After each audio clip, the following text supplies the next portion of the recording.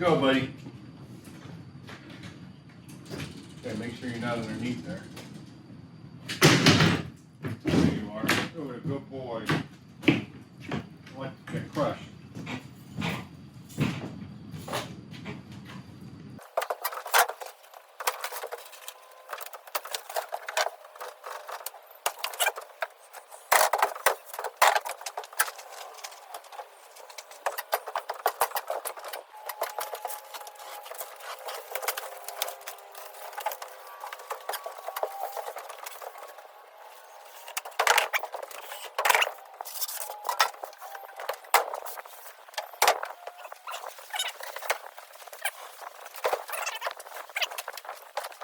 I'm going to use these toenail clippers here. What, you don't use these on your toenails? I guess I'm the only one then.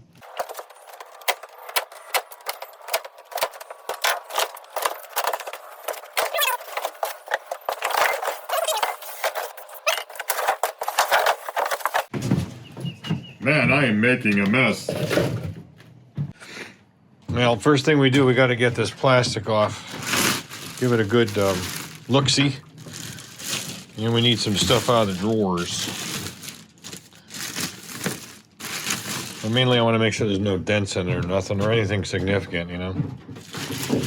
Packaged up pretty good. You got to give the Hazard Fraud, Harbor Freight people some credit on that.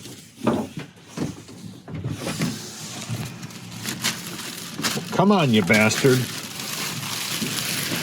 Here we are. Oh yeah, baby, look at that.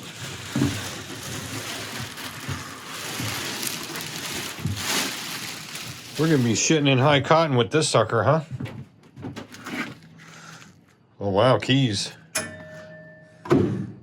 Okay, so I bet it's locked. Bet it is.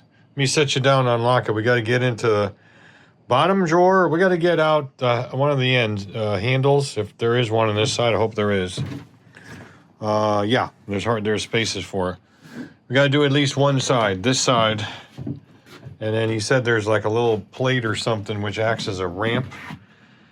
I hope it's on this end, or maybe it's kind of typical for both ends. I don't know. We have to get this out of its little recessed area somehow, and then we can roll it out under control, which is why we need a handle over there, because we'll use the winch to control the descent down the ramp so we don't crush our little buddy over there. Yeah, there it is, this ramp. This is cool. This is really nice. So this ramp here was in that drawer there, and also a cord. I didn't realize that there was a place for power in this thing. I never really noticed that. Like, there must be some outlets or something in it. I don't know, in the top drawer. I don't know. These are the handles. I changed my mind. I'm going to go ahead and put them on both ends because we're going to need to steer this out. This little ramp thing here goes obviously like here. We'll just peel off this piece, that piece. Damn thing will roll right out. Take off that cross piece there. I think there's another one back there to keep from going somewhere. I haven't looked at the back side yet. I probably should do that because the front looks great. The top looks good. And this side looks good. Seems to always be the back on these though that gets smashed. Yeah, there's a little dent right there. You can see where it poked through. And here's a plug. That's cool. I'll take a picture of it and send that over to the manager over there. Maybe they'll give me 50 bucks off it or something, compensation. But yeah, in fact, I'll do that right now. I gotta switch over to picture mode on the phone, and I'll do that, and then I'll come back to you. All right, we got that crap out of the way, and there's no brakes on these wheels, but they were on the back ones, or the end ones. Got those released. This thing's being held in by the winch right now, and instead of hooking up to the handle here, I put the handle at the end so we can kind of pull on it and steer it. There's two 8mm kind of, what do you call them, nut certs down there for if you bolt a cabinet onto the end of it. So I just put some big washers and some soft ties, And this will definitely be good enough to hold this thing in place. As long as we don't lose a soft tie and have the thing swing over to the side, I think we'll be good. All we gotta do is just kind of ease it down. So that should work out just fine. Again, they're M8, so they're pretty big. And again, we'll use the winch to ease it down. But so I just put the handle over here, you know? That way I can just pull it out and kind of steer it. And in this transition spot, that's actually an ADA, off an ADA ramp, you know, from a wheelchair ramp that was scrapped, one of my relatives. So I still got a few pieces left for it, and this is one of them. Makes a perfect transition down to the trailer ramp. So this should be, I should knock on wood here. I guess I will. This should be a relatively smooth operation, sure. Let's see what happens.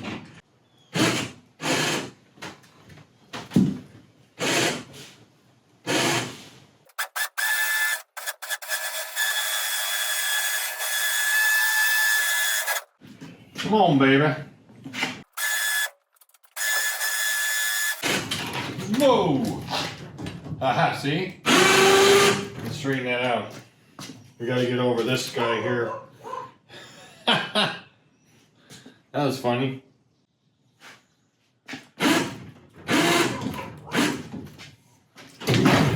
There we go.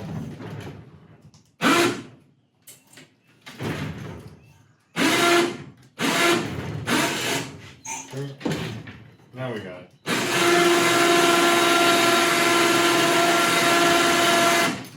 Come on, baby. Swiveling the wrong way.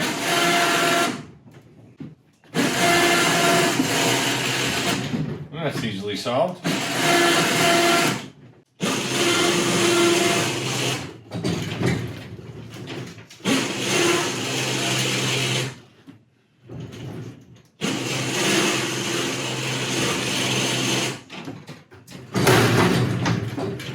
Bastard swivel wheels in this end here have a mind of their own.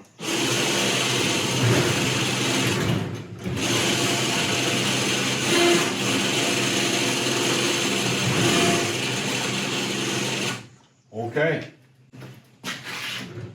Stay. Whoa.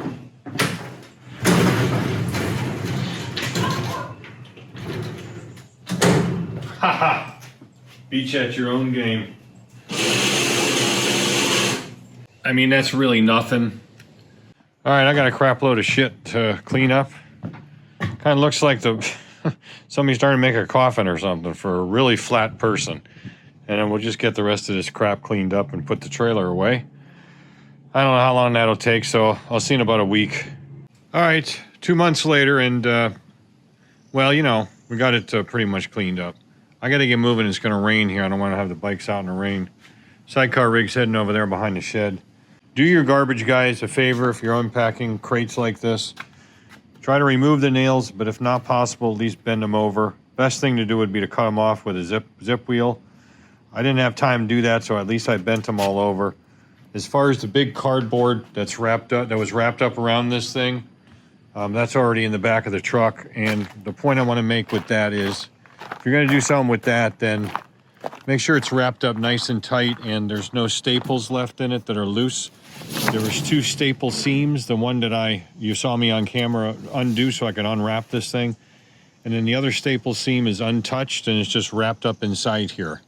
Do your garbage guys a favor so they don't get stuck, you know, with a nail or a staple. And also your neighbors, you know, so the garbage guys are picking these things up and staples fall out in the road. Then your neighbors have to go get a tire plugged or a whole new tire. So any of the stuff that I took out inside the garage here I captured them in a little container and they will be disposed of properly.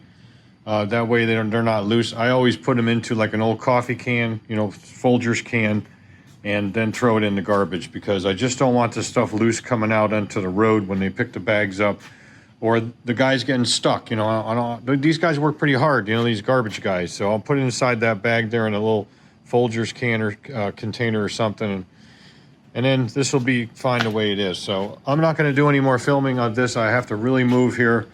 So when we come back, I'll show you with the toolbox in place.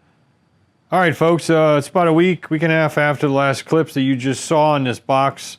I'm in a kind of a semi-finished format as far as the layout goes. These things take time. You know, you got to get used to a new box and the layout and where to put stuff. And also to really come to the realization that you really need to get rid of some stuff. There's a lot of junk bolts and things like that that I just don't have any place for. So I'm going through that slowly, and it's going to end up going probably into metal scrap down there. And that's just the way it is. You know, sometimes you just can't keep everything. So I have it pretty well cleaned up, and my intention is to keep this well cleaned up. But this has taken, as I said, quite a bit of time because still working on this. This thing has got more problems that the owner wants me to take care of. Front brakes. A viewer mentioned about the single caliper. I had even forgot to mention that. You know, obviously my brain recognized it, but I didn't say anything about it. So this must have been set up as like a drag bike or something. And that's what the viewer said, and I'm sure it's right. Single caliper, extended swing arm, and so forth. This caliper was in really bad shape. It was dragging.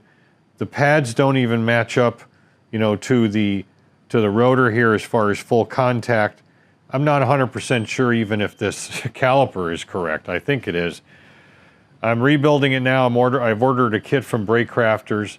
And also, the forks are leaking, which I just noticed because the caliper was full of oil or something, which I said, well, it can't be necessarily brake fluid. I thought it was because these things are in bad shape. They're sticking and hanging up. But it turns out that the fork oil is coming down as it traditionally does, getting all over the caliper, soaking the pads, so it's getting new pads. So I'm putting double H sintered EBC pads on it. Hopefully they have more coverage because the pads that were on here are from a Suzuki Gixxer. And I'm like, what? So I don't know what's going on with this. Fork seals are coming, brakes are coming. Let's not digress any further. And we'll take a look at the box innards. The way I like to set it up on either the full length or partly full length top one is all screwdrivers. And I couldn't get all my screwdrivers in on the other one. I can on this one. So everything's in here as far as screwdrivers except what's over on Dad's old bench on that magnetic strip. And a pressure tester's up here. Paint sticks, you know, for marking stuff. And so forth. So it's really easy for me to get at because I use them so often. And the mirrors and the magnifying glass because I can't see nothing. And the magnets. So that's pretty much the top drawer. I put some cutting tools up in here. This is what I mean by semi-finished. I may not leave these here. I just don't have a good place for them right now. So as far as like razor knives and box cutters and stuff are all up here as well. So they may not stay there. Now the next drawer down, and this is in the order of the importance or frequency of use. Obviously I'm not going to put screwdrivers down at the bottom because I use them all the time. Same thing with like pliers, cutters, things like that. So here's an odd man out on a box cutter. So this, you know, scissors, things like that are all in this drawer. And there's a lot of stuff. There's dupes in here. So this is going to get streamlined down eventually. I don't need like 18,000 pairs of pliers. So we're going to go and strip this down to more minimalistic.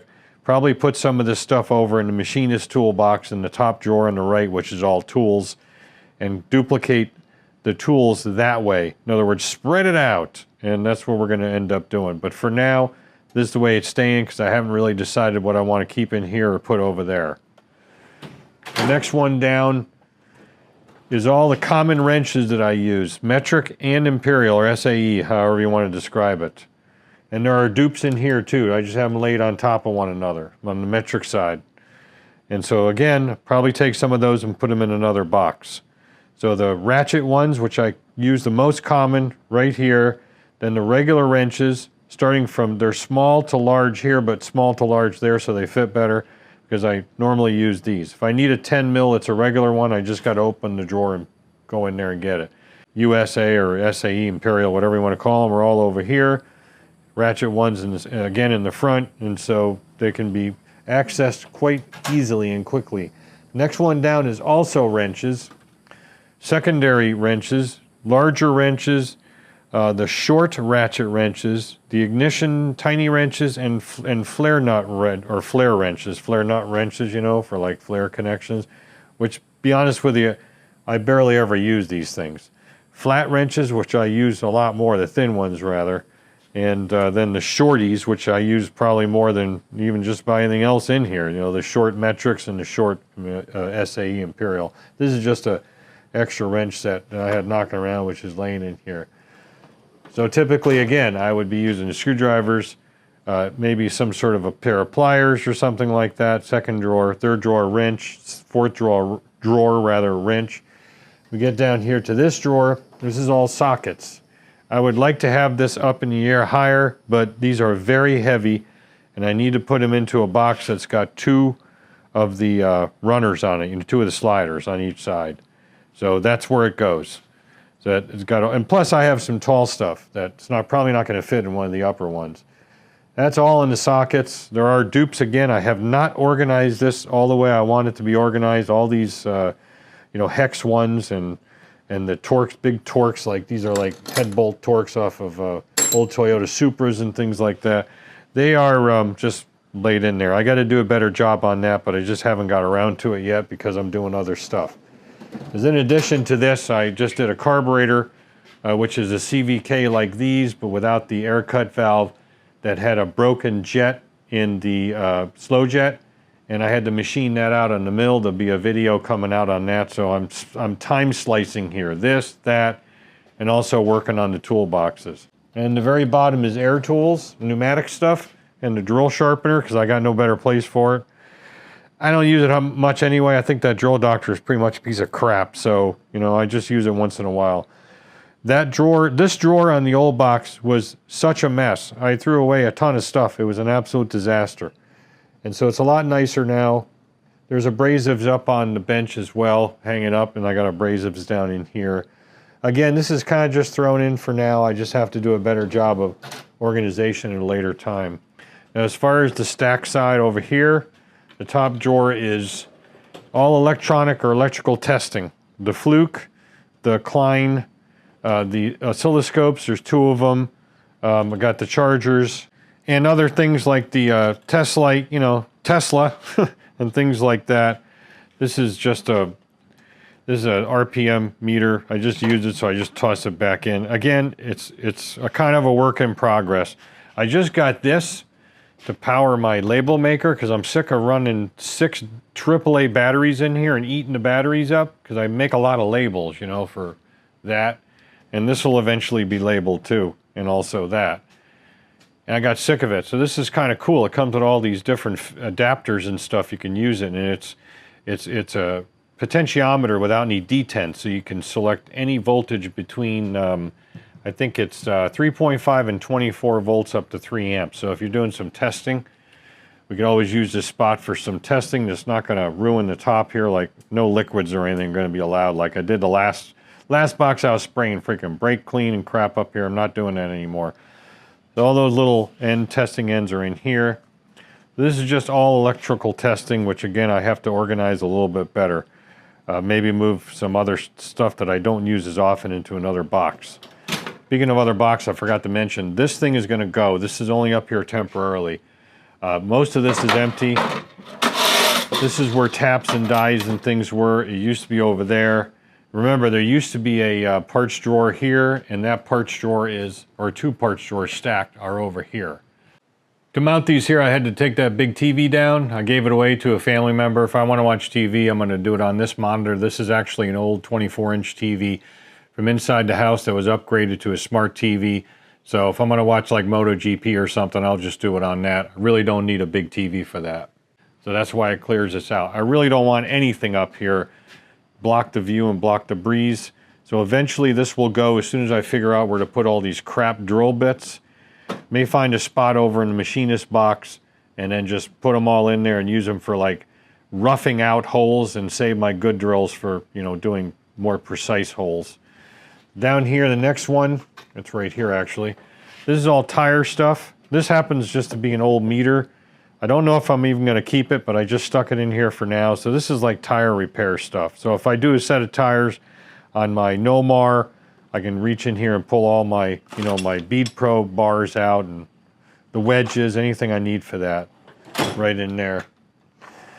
Next one down is like electrical, large electrical, like crimping, and also nut certs. The different size nut certs for like thin metal. I have to restock on that. I'm kind of low. But the nut cert dealio is right there. All the fittings for it or adapters are up there. And also these guys are for these clamps, like they are in CV boots.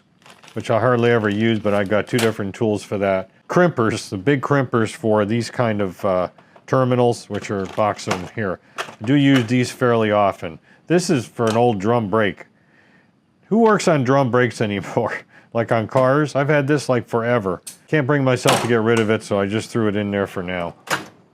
Next one down, 1/4-inch drive stuff. So, well, there is some other than 1/4-inch drive, but this is pretty much what was in this box, which was over here on the top drawer. That was all the 1/4-inch stuff, and it is over here as well. There's some impact stuff, loose sockets, the impact sockets that are 1/2-inch drive. I hardly ever use those. If I got to bust a wheel off of a car or something or a trailer, that's about the only time I'm pulling one of those out, because they only go up to a certain size. Typical for wheels, and that's it. They're pretty much useless other than that. Unless I got something special, I really got to give it the beans with the 1/2-inch drive, then one of those will come out. It might happen twice a year. The next drawer is all files and drifts and some kind of abrasive stuff, brushes, that sort of thing. Pipe cutters, that kind of thing. And then the very bottom one, hammers. Hammer time. The hammers used to be over there in a big drawer like that on the old box. Now they're over here because this is more suitable for it. So speaking of over here, there's only two we cover over here, of course, because there's only two. This is all torque wrenches, and my hole punches are in there too. Again, that's temporary. I will find a home for those, a different home. This drawer is the one that's got electrical. I didn't realize this box had an outlet on the back side of it you can plug in, and then these will be hot. Unfortunately, I can't use that because A, I need to get it up closer to the wall, and B, I really don't need any plugs inside here to do that. This is for this, and that's the way it's going to stay. I've got a power strip up there. It's perfectly fine. Last but not least on the big box, I guess I would call this drawer the drawer of the abyss, or the drawer of no return, because I hardly ever use anything in this, but when you need it, you need it. Like the vacuum pump's probably the most common thing used, so that's why it's on top. And also these drivers, these bearing drivers.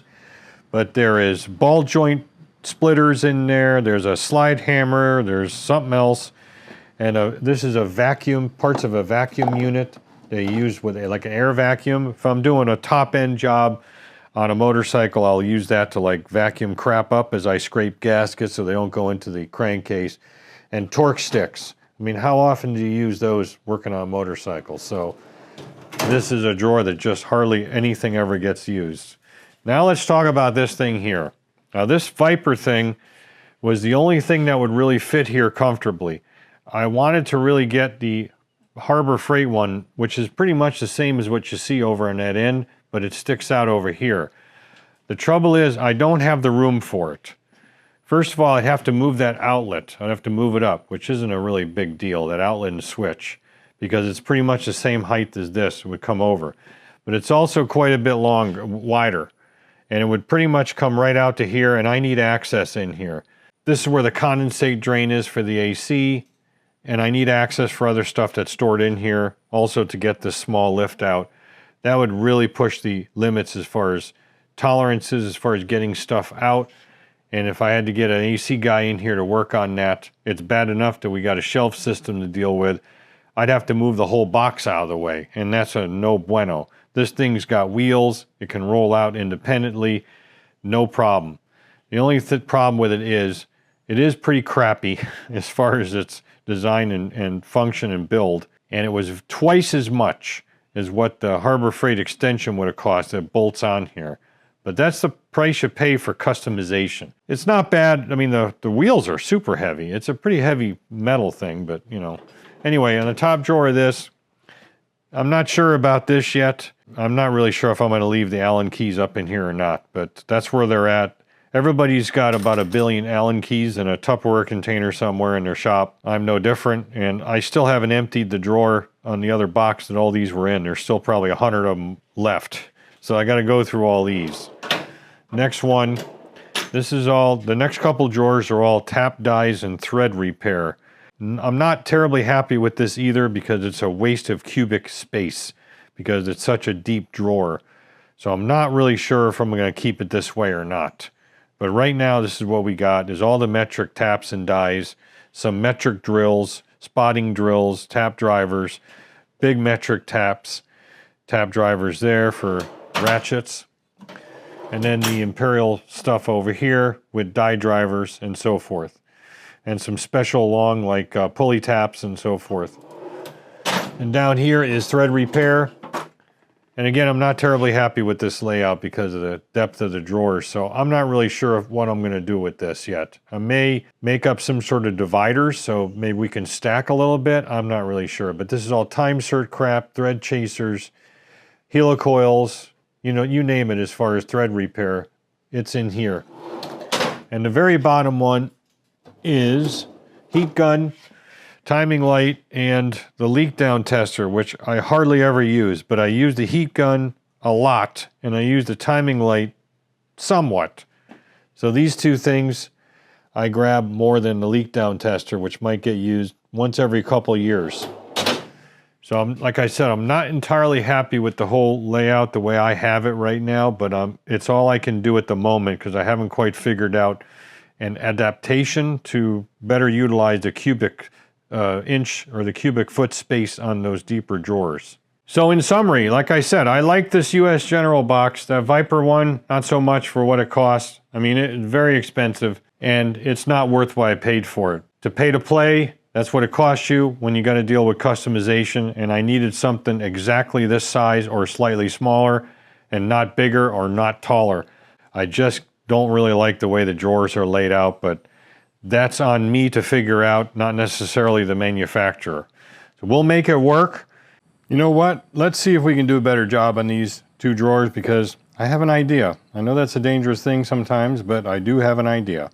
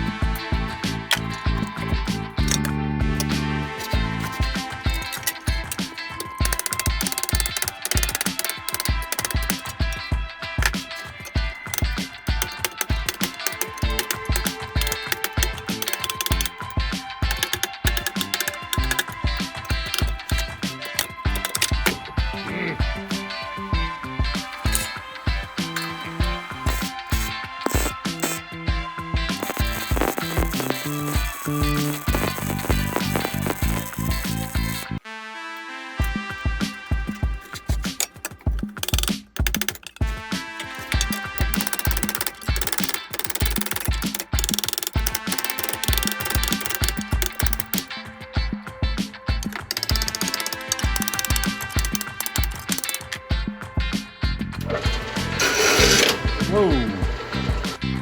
Stupid.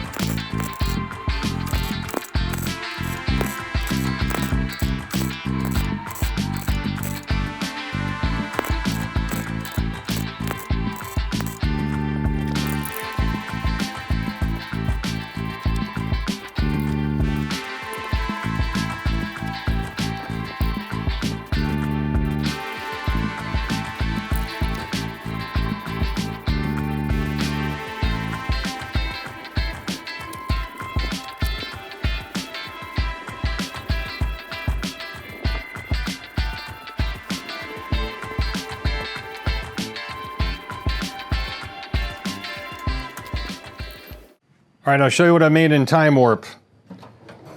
These are kind of sliding half drawers, if you will, that are made out of the middle drawer of that box that I said I was going to scrap.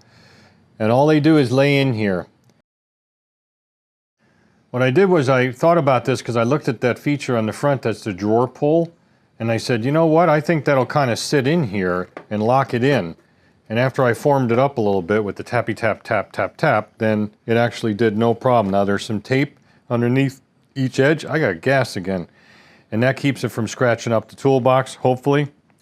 What it did was it ended up freeing up a drawer, and I'll show you that here in a second. But everything tap and die is now in this one drawer. Metric's back there, Imperial's here. I've got all the tap drivers and the die drivers in this little sliding half drawer, and that really helped out a lot. It really maximizes the space, the cubic space of these drawers. The next drawer down, I moved all the thread repair up into this drawer that was down in that lower drawer. And that opened that drawer up, as I said. I'll show you what's in there in a minute. Same thing, I've got one of these little half drawers in here. And we can slide her back and forth, do what we want. Time certs, thread chasers, special drills. I'm putting little special drills in here, short drills, spotting drills. I'm leaving the M5. This is a tap drill size for M5, which I use over here at the lift awful lot, so I'm just going to leave them in here. This is also a full set of regular high carbon steel drills, not the good stuff. So if I need to use them in the Grizzly or something, I can just reach in here and grab it. You know, I do have some on top of this table as well that I'll probably leave here for a while, these guys right there. Because I do sometimes walk by and grab a drill and go, oh, wow, a drill. Who left these here? And then go use it on something like drilling wood or plastic or whatever. But this really helped out a lot. And I'll show you what we cleared. We cleared this drawer, and I put all of my stapler, pneumatic. I took the pneumatic stapler out of the pneumatic drawer, the big drawer on the main toolbox. And what we did here was we put it all in here. Now this looks like a jumbled mess because it is. But I'm going to end up making 2 more of these guys, because I got another drawer, 2 more of these slide half drawers. Probably put them both in here, and then it gets all the loose stuff and some other stuff like that's a, what do you call it, safety wire tool, and the twine and so forth, put it up, and staples inside those little half drawers, and then it'll really kind of even this all out, and it'll be nice, and then it'll even free up more room. I can put more stuff in here. So I think that that worked out really well. What that ended up achieving was now all these boxes. That was the one that was sitting over here. I've gotten that one out of here now, as I said I wanted to. Completely open. So that's empty. That is obviously empty. And here's the top drawer I'm going to use to make 2 more. Again, there's that feature. I kind of looked at it and said, you know, that'll hang on the edge of the drawer in that stack set over there pretty good. We'll make 2 more out of this one again later on, another time. And that one, which was over on the bench, are all empty. There's a few, you know, like I said earlier in the video, there's a few other, what's that doing there? I gotta take that out. A few other Allen keys and stuff in here, but for the most part, these things are empty. This one, like I said, I want to repurpose over on the mill, but this one's gonna get scrapped. There'll be 2 drawers missing out of it, you know, what the hell. And then this one, I'm not sure what I'm gonna do with, but that worked out really well to consolidate, to reconsolidate the stuff into one drawer and then move the other stuff up. And I think that's really going to organize this area perfectly, because it's going to be so much handier just to reach in there and grab something that I need, that I don't necessarily use every day, but you know, when you need it and you can't remember where it is, that really is frustrating. So with all these things labeled, eventually I'll know where everything is. And Dad's old toolbox, which was down here, got moved up here. I added an extra metal brace to the wall, so we have a nice triangle on one side, nice triangle on the other. That wall is plywood. It's like 5/8 plywood or 3/4 over the studs. I'm into the studs on it. It's not going nowhere, and I'm not putting heavy stuff in here anyway. I moved all the electrical stuff out of another box into this lower drawer. So anything electrical is in here. Wires, wire ties, little torch. This is not the soldering gun I normally use. That's over here, but it's just a backup. I use the old soldering guns to melt shit with. You know, if you got to like melt plastic or something like that, you know, catch a buzz. And you got a soldering pencil here, the old style, And of course all the tape and wire and that sort of thing. Bulbs, there's bulbs down in here. So anything electrical, heat shrink is in this box. Bateria chargers remain in here. That's where they were before. That's a little on the heavy side. Pry bars and pullers are up here. I'm not terribly happy with this layout either, but it was the only thing I could do. Bolt cutters, chain wrench, an oil filter wrench. I never use this stuff, but when you need it, you need it. Old junk wrenches. This is the stuff that is kind of laying around that I make tools out of, and that's pretty much why I keep it. And up here is the, whoa, excuse yourself, the extra duplicate wrenches, some of which are going to go over to the other box. And this is a gearhead, I'm a gearhead, a gear wrench through-hole socket set.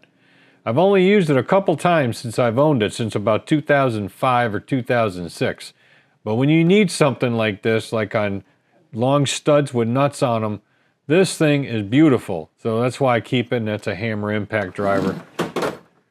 None of this stuff gets used, but I don't know, every couple of years. And of course, the duplicate wrenches are going to get dispersed. That's why it's up high. I don't really care about getting in there. If I got to get in there, I'll bring over the little step stool and get up there and look into it. But this stuff here, stuff is easy to see, and I can get into it, and that's why it's the way it is. Ichabod here is signaling that he'd like to go inside and maybe even get something to eat because it's getting kind of close to his normal food time. So yeah, that's about it. In summary, like I said earlier, I am overall happy with the US General Series 3, the big toolbox, the 72-inch. And I'm more happy with that Viper. Is that what it's called? Yeah, the Viper one at the end. I definitely was not that happy with it before. Now we have a direction to go in to make it more useful by making 2 more of those little sideways drawers. And I'll do that in a future time.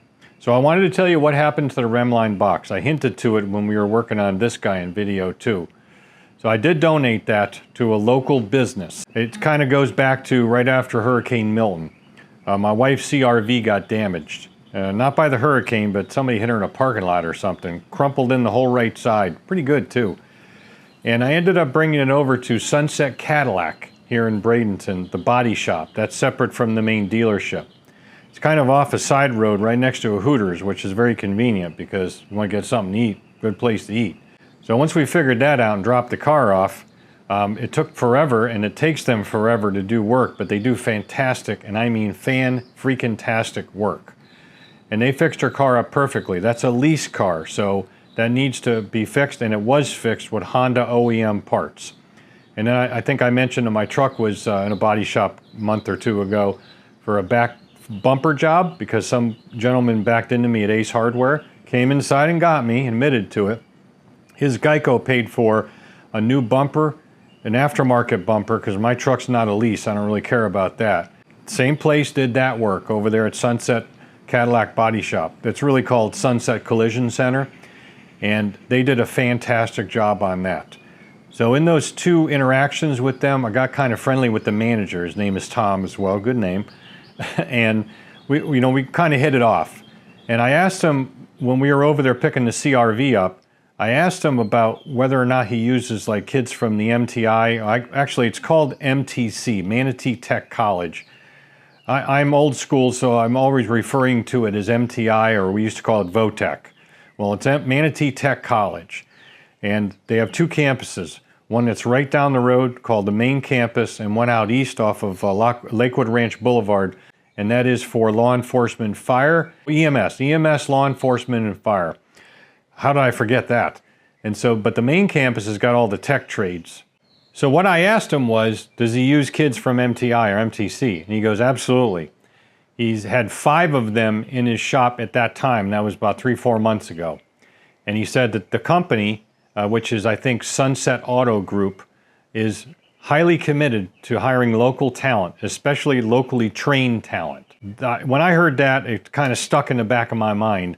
And then when I decided to get this, I said, I'm going to reach out to them, to Tom that is, and say, do you want this box? And I'll give it to you for free. I'll even deliver it because, heck, it was in the trailer in storage. So all strapped down, ready to go. I'll deliver it to you. Give it to one of your kids that, is probably a long-term employee, somebody that works out, somebody that really deserves it, because toolboxes are expensive. it's kind of hard for these young guys getting into tech trades to afford that kind of stuff. He said, absolutely. So I brought it over there. We chatted up for a while, me and him, joked around because he's a really cool guy, offloaded it, and that's where it is. I could not film anything over there, at least I didn't want to, because I believe that they use like part-time high school students to do like general running around duties and things like that, you know, go for work. That's exactly what I did when I was in high school at an AMC dealership. So that tells you how much of an old fart I am. And so I wanted to make sure I didn't include anybody that was underage in a video. So I decided not to shoot any and be safe. But he said they're going to clean it up, sand it down, repaint it, and he'll email me pictures of it when it's done. If I get those in the future, I will include them in a video and show you what happened to it or what the disposition is.